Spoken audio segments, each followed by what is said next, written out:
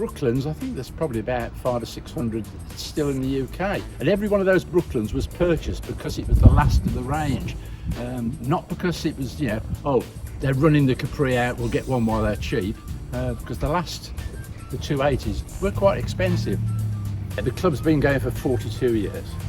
And what sort of membership have you got now? Middle-aged, owning more than one Capri, and only using them occasionally, but loving every minute of the ownership. They can relive their teenage years when they either owned one, or their colleague owned one, or they just aspired to one, or dad owned one.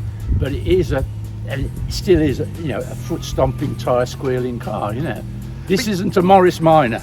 You've been really passionate about these cars for many years, so what is it about the cars that you like? I like the aesthetics of it.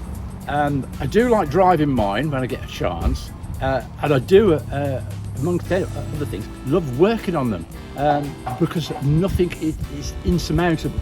There's no advanced technology that fools you and catches you out.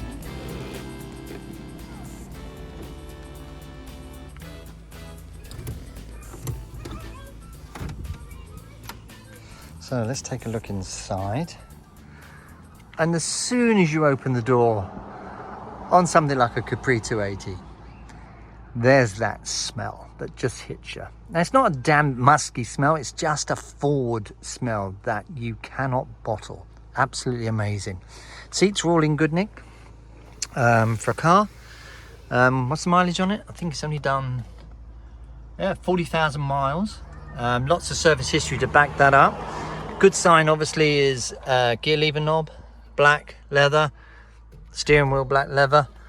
You can see the carpets where it's been lying around are literally brown and making my skin crawl. That clock still working. Now, original radio, I know the aerial's not working, that's good. Let's have a look in the back. Oh yeah, been a long while since I've been inside one of these that belongs to me. And I mean, you can see where it's been getting damp, so she'll need a good old clean. And what I love about these old girls, look, ashtrays in the back. How long's it been since a car's had one of them put in the back of it? And roof all looks good. So that's fantastic. It's just like coming home being in one of these. Now, let's have a look under the bonnet. If I can find the bonnet catch. There it is, look, right there. So let's have a look at that. Obviously one of the things I checked when I viewed this car, chassis number. So she's all good. Everything on the car feels rough. I mean, the engine's rough. I think that could be because it needs tuning up. So I know I've kind of probably got to get that done. It feels a hard ride. I think that's because the tyres are very old, so they're going to be changed. What else? As I turn corners, sometimes there's a little knock from the back. I think it's actually the exhaust, because I looked at a couple of points on the exhaust where it looks like it's going to hit the metal. But just driving the car, look at this. If you're used to a front-wheel drive car where you're sat right up to the windscreen, the bonnet's just there, and you can peek out when you pull out a junction.